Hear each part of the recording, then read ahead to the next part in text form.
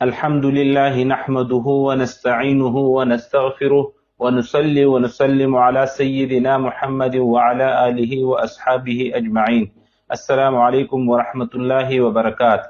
آپ دیکھ رہے ہیں ترجمان الکتاب یوٹیوب چینل، وہ چینل جہاں فضائل اعمال کی بابرکت کتاب سے صحابہ اور صحابیات رضوان اللہ علیہم اجمعین کے ایمان افروز واقعات آپ تک پہنچائے جاتے ہیں۔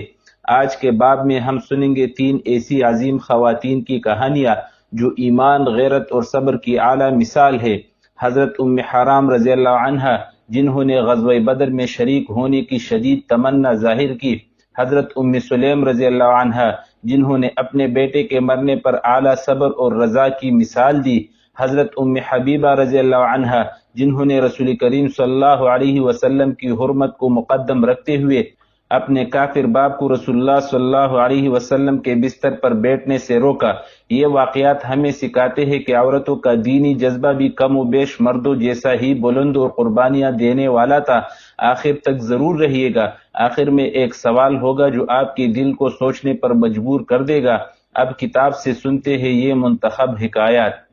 حضرت ام حرام رضی اللہ عنہا کی غزوۃ البحر میں شرکت کی تمنا۔ حضرت ام حرام رضی اللہ عنہا حضرت انس رضی اللہ عنہ کی خالہ تھی۔ حضور اقدس صلی اللہ علیہ وسلم کثرت سے ان کے گھر تشریف لے جاتے اور کبھی دوپہر وغیرہ کو وہی آرام بھی فرماتے تھے۔ ایک مرتبہ حضور اقدس صلی اللہ علیہ وسلم ان کے گھر آرام فرما رہے تھے کہ مسکراتے ہوئے اٹھے۔ ام حرام رضی اللہ عنہ نے عرض کیا کہ یا رسول اللہ، میرے ماں باپ آپ پر قربان ہو، کس بات پر آپ مسکرا رہے تھے؟ آپ صلی اللہ علیہ وسلم نے فرمایا کہ میری امت کے کچھ لوگ مجھے دکھلائے گئے جو سمندر پر لڑائی کے ارادہ سے اس طرح سوار ہوئے جیسے تختوں پر بادشاہ بیٹھے ہو۔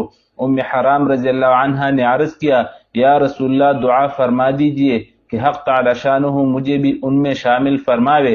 حضور صلی اللہ علیہ وسلم نے فرمایا تم بھی ان میں شامل ہوگی۔ اس کے بعد پھر حضور صلی اللہ علیہ وسلم نے آرام فرمایا اور پھر مسکراتے ہوئے اٹھے۔ ام حرام رضی اللہ عنہا نے پھر مسکرانے کا سبب پوچھا۔ آپ صلی اللہ علیہ وسلم نے پھر اسی طرح ارشاد فرمایا۔ ام حرام رضی اللہ عنہا نے پھر وہی درخواست کی کہ یا رسول اللہ، آپ دعا فرما دے کہ میں بھی ان میں ہوں۔ آپ صلی اللہ علیہ وسلم نے ارشاد فرمایا کہ تم پہلی جماعت میں ہوگی۔ چنانچہ حضرت عثمان رضی اللہ عنہ کے زمانہ خلافت میں امیر معاویہ رضی اللہ عنہ نے، جو شام کے حاکم تھے، جزائر قبرص پر حملہ کرنے کی اجازت چاہی۔ حضرت عثمان رضی اللہ عنہ نے اجازت دے دی۔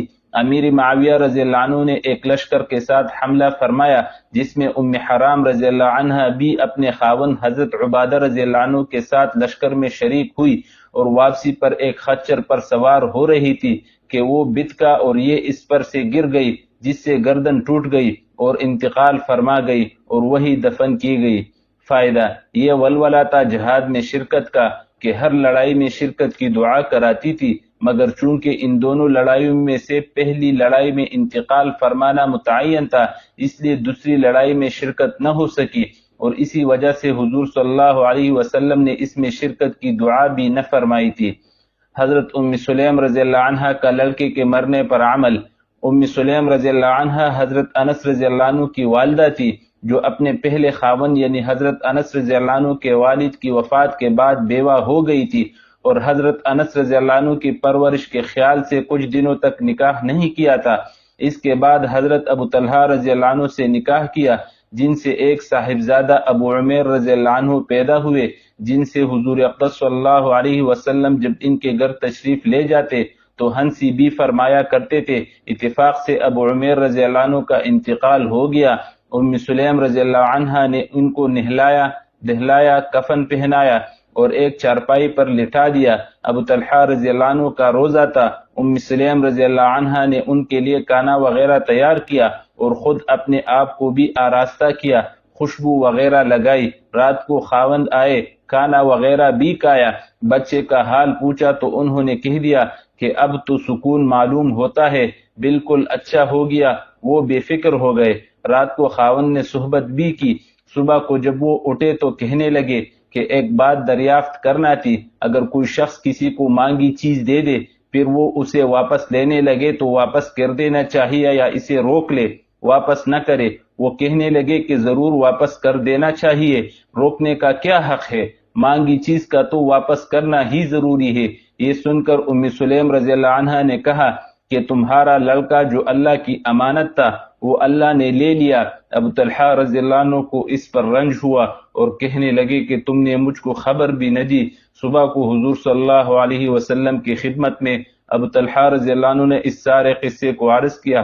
حضور اقدس صلی اللہ علیہ وسلم نے دعا دی اور فرمایا کہ شاید اللہ جل شانہ اس رات میں برکت عطا فرما دے۔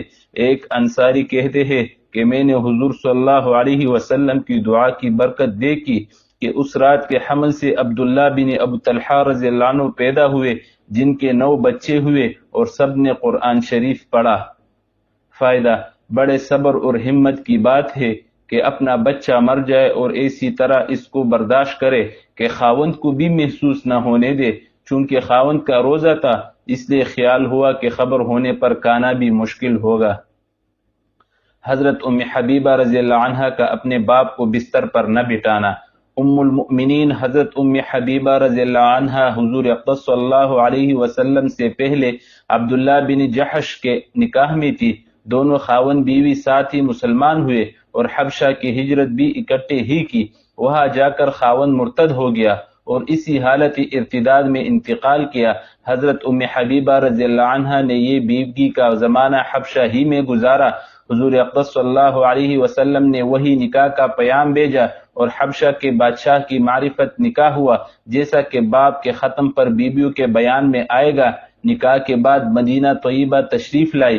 صلح کے زمانے میں ان کے باپ ابو سفیان مدینہ طیبہ آئے کہ حضور صلی اللہ علیہ وسلم سے صلح کی مضبوطی کے لیے گفتگو کرنا تھی۔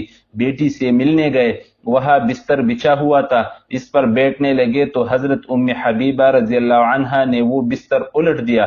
باپ کو تعجب ہوا کہ بجائے بستر بچھانے کے اس بچھے ہوئے کو بھی الٹ دیا۔ پوچھا کہ یہ بستر میرے قابل نہیں تھا اس لیے لپیٹ دیا یا میں بستر کے قابل نہیں تھا؟ حضرت ام حبیبہ رضی اللہ عنہا نے فرمایا کہ یہ اللہ کے پاک اور پیارے رسول اللہ صلی اللہ علیہ وسلم کا بستر ہے اور تم بوجہ مشرک ہونے کے ناپاک ہو، اس پر کیسے بٹا سکتی ہو؟ باپ کو اس بات سے بہت رنج ہوا اور کہا کہ تم مجھ سے جدا ہونے کے بعد بری عادتوں میں مبتلا ہو گئی۔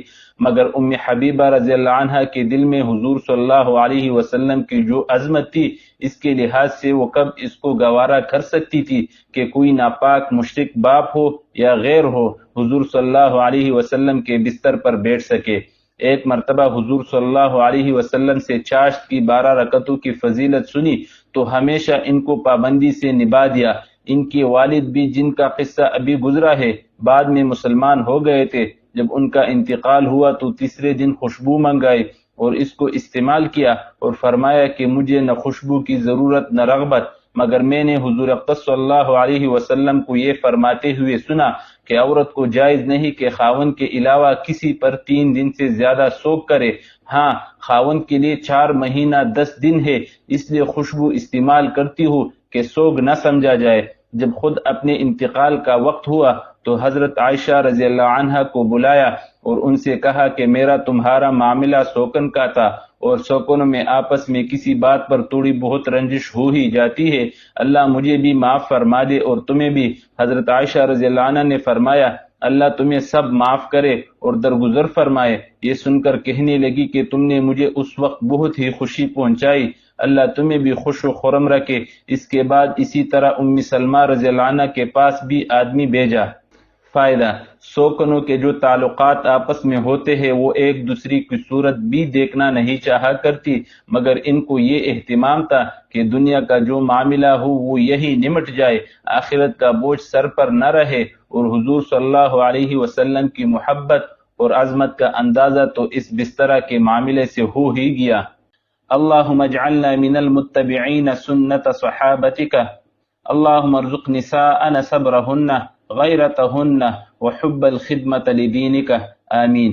آج کا سوال: آج کے حالات میں جب دنیاوی دلچسپیاں بہت ہے، کیا ہم بھی ان صحابیات رضی اللہ عنہم جیسا دینی جذبہ اور غیرت ظاہر کر سکتے ہیں؟ اپنی رائے نیچے کمنٹس میں ضرور لکھیے۔ اگر ویڈیو پسند آئے تو لائک، شیئر اور کمنٹ کرے، اور مزید ایمان افروز حکایت کے لیے ترجمان الکتاب کو سبسکرائب کرے۔ جزاکم اللہ خیرہ، والسلام علیکم ورحمۃ اللہ وبرکاتہ۔